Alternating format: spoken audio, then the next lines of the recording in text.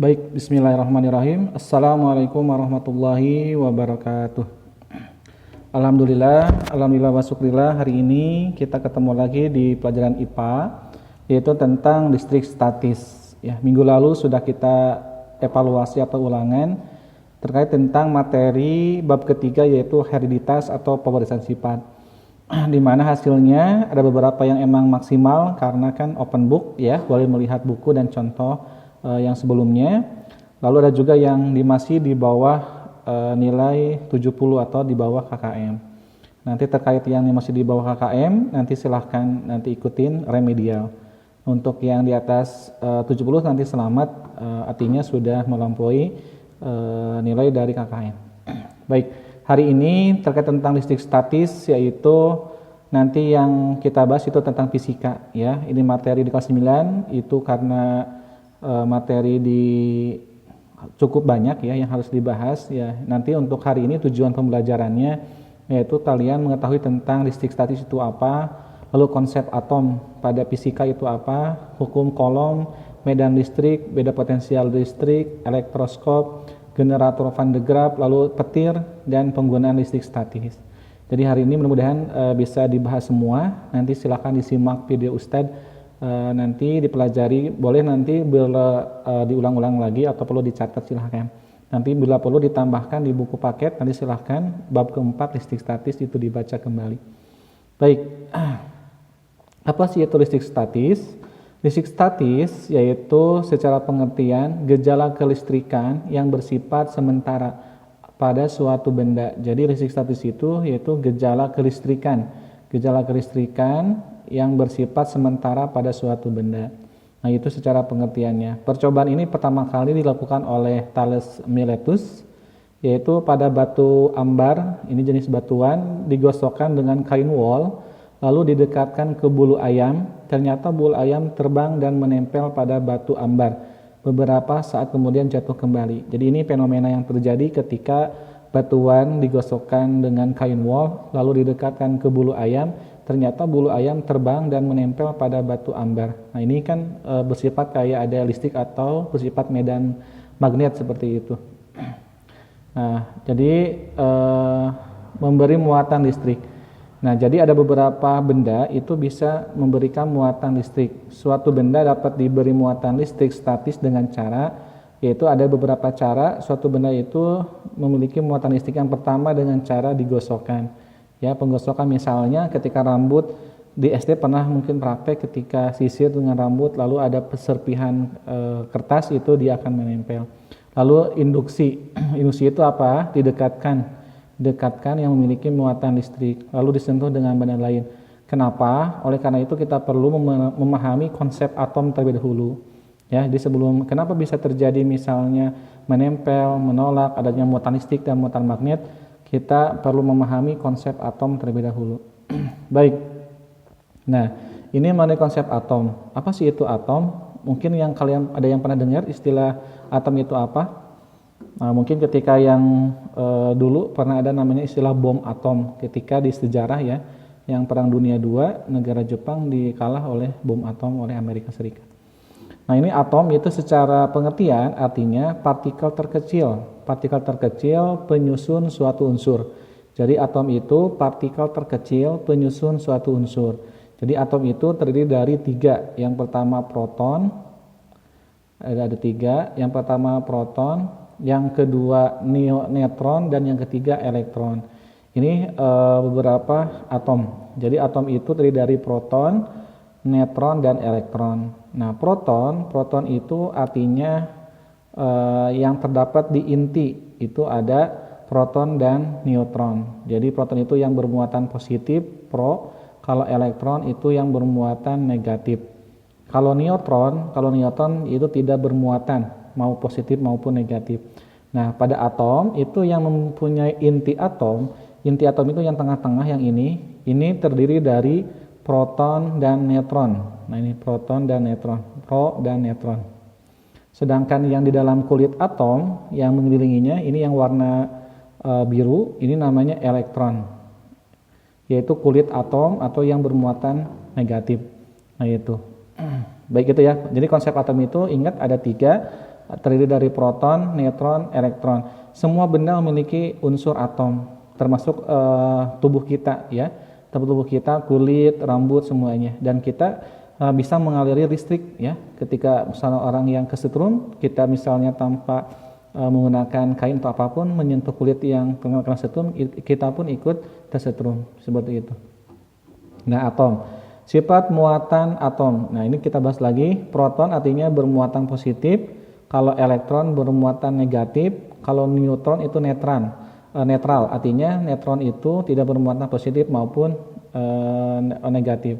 Ya, besar muatan listrik proton dan elektron sama. Nah, ini. Jadi atom netral itu artinya atom yang jumlah proton dan elektronnya sama, yaitu. Kalau dikatakan atom negatif artinya jumlah elektronnya lebih banyak dibandingkan jumlah proton. Nah, kebalikan, kalau atom positif artinya jumlah elektronnya sedikit dibandingkan jumlah proton. Paham ya? Jadi gampang. Kalau dikatakan atom netral itu artinya jumlah proton dan elektron sama, seimbang. Kalau jumlah atom negatif, jumlah elektronnya lebih banyak dibandingkan proton. Dan sebaliknya, atom positif artinya jumlah elektronnya sedikit dibandingkan proton. Seperti itu. Nah, atom netral, ini atom netral. Atom netral memiliki jumlah proton sama dengan jumlah elektron, itu sama ya. Jadi perlu dipahami ini secara konsep pengertian atom netral. Lalu atom negatif. Nah, terjadi tambahan elektron dari atom lain yang ketika dilakukan oleh yang tadi dengan cara digosokkan, diinduksi, didekatkan atau ditempelkan benda yang lain. Nah, kelebihan elektron itu atom bermuatan negatif. Nah, itu. Yang berikutnya atom positif, artinya terjadi atom kehilangan elektron atau kekurangan elektron, atom bermuatan positif. Jadi ketika kehilangan elektron, jadi jumlah proton lebih banyak dibandingkan elektron. Nah, ini ada beberapa contoh yang ada di sekitar kita terkait dengan menggosokkan dua jenis benda. Ini boleh kalian praktekkan ya. Misalnya benda yang pertama, plastik dengan kain wol. Nah, plastik dengan kain wol itu muatan hasilnya negatif. Nah, kenapa negatif? Itu artinya elektron pindah dari wol ke plastik. Jadi ketika ada plastik dan wol itu digosokkan, maka dia bersifat muatannya negatif. Kenapa negatif? Karena elektron pindah dari wol, pindah ke plastik, sehingga plastik itu banyak bermuatan elektron. Paham ya? Yang kedua, ini jenis benda logam ebonit. Ebonit dengan wol, ini negatif ebonit. Sama kayak tadi, berarti ini elektron pindah dari wol ke ebonit, sehingga ebonit banyak mengandung elektron. Nah, ini yang paling bisa praktekkan, sisir dengan rambut. Nah, jadi ini misalnya contoh nih sisir. Jadi misalnya lalu ada rambut, jadi jangan seperti ini, tapi gini nih. Nah, digosokkan, dia negatif sisir. Jadi sisirnya akan bermuatan negatif. Kenapa negatif? Karena elektron dari rambut pindah ke sisir. Nanti coba praktekkan, boleh, silahkan sisir dengan rambut kalian, lalu digosokkan misalnya 5 menit saja. Nanti ada kalian bikin serpihan kertas ya yang kecil-kecil ukurannya, lalu coba didekatkan sisir itu yang sudah digosokkan ke rambut ke kertas yang sudah disobek-sobek kecil. Nanti apa yang terjadi? Apakah menempel? Nanti kalau kurang berarti nanti tambah lagi waktu penggosokannya ke rambut. Nah, yang terakhir kaca dan sutra. Nah, kaca dengan sutra digosokkan itu positif kaca. Nah, jadi si kacanya positif karena elektron dari kaca pindah ke sutra. Nah, ini ya beberapa contoh percobaan dari listrik statis. Nah, plastik dengan kain wol itu pada dasarnya semua benda itu bermuatan netral, artinya jumlah proton dan elektronnya sama. Nah, itu awalnya. Plastik kalau digosok kain wol lalu elektron pindah kain wol ke plastik, maka plastik bermuat positif atau negatif. Nah, kaca dan kain sutra pun sama seperti itu. Nah, sifat muatan. Nah, sifat muatan listrik, dua buah benda bermuatan listrik bersifat saling tolak menolak ketika muatannya sama. Misalnya ketika bendanya dia bermuatan proton positif, dengan positif dia akan tolak menolak. Sama konsepnya kayak magnet. Jadi saling tarik menarik itu ketika ada benda yang dia bermuatan positif lalu di perbuatan yang negatif itu akan tarik menarik. Nah itu. Yang berikutnya dengan cara induksi listrik. Nah itu induksi listrik juga sama, peristiwa pemisahan muatan listrik pada benda karena didekati benda lain bermuatan listrik.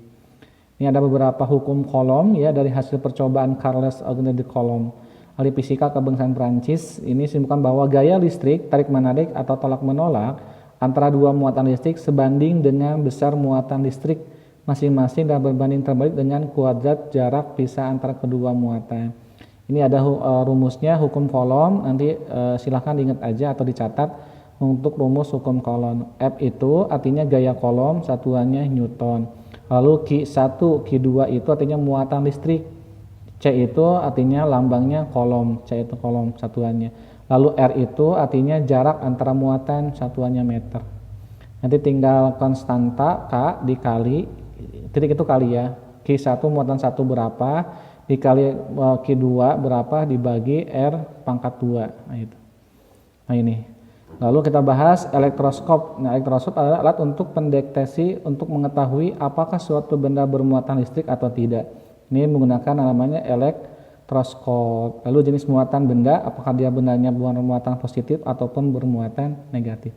Nah, ini ada juga medan listrik, adalah ruang di sekitar muatan listrik di mana jika ada muatan listrik lain yang didekatkan di ruang tersebut masih mengalami gaya listrik. Ini medan listrik. Ini tinggal di rumusnya. Ini rumusnya terkait dengan medan listrik. Ini ada keterangan-keterangannya. F itu sama kayak tadi ya, artinya gaya Coulomb F itu. Lalu QU itu artinya muatan uji, lalu QS itu muatan sumber. Selanjutnya ada namanya beda potensial.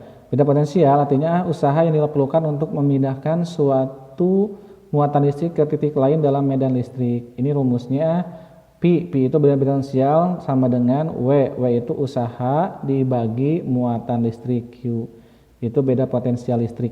Nah ini tegangan lah istilahnya kalau pada bahasa sehari-hari itu tegangan listrik. Jadi tegangan kayak di sutet, di kelistrikan itu beda-beda. Ini mungkin siapa ada yang berminat di jurusan kelistrikan atau jurusan ahli listrik ya, ahli elektronik, ini bisa belajar fisika. Ini nanti silakan dicari aja lah ini kuat medan listrik, apakah muatan listrik Q1 Coulomb mempunyai gaya Coulomb ini. Kuat medan listrik. Baik, kita bahas potensial listrik pada bola bermuatan. Semakin besar kelistrikan proton, maka beda potensial semakin tinggi. Jadi patokannya semakin besar kelebihan proton, maka beda potensialnya semakin tinggi.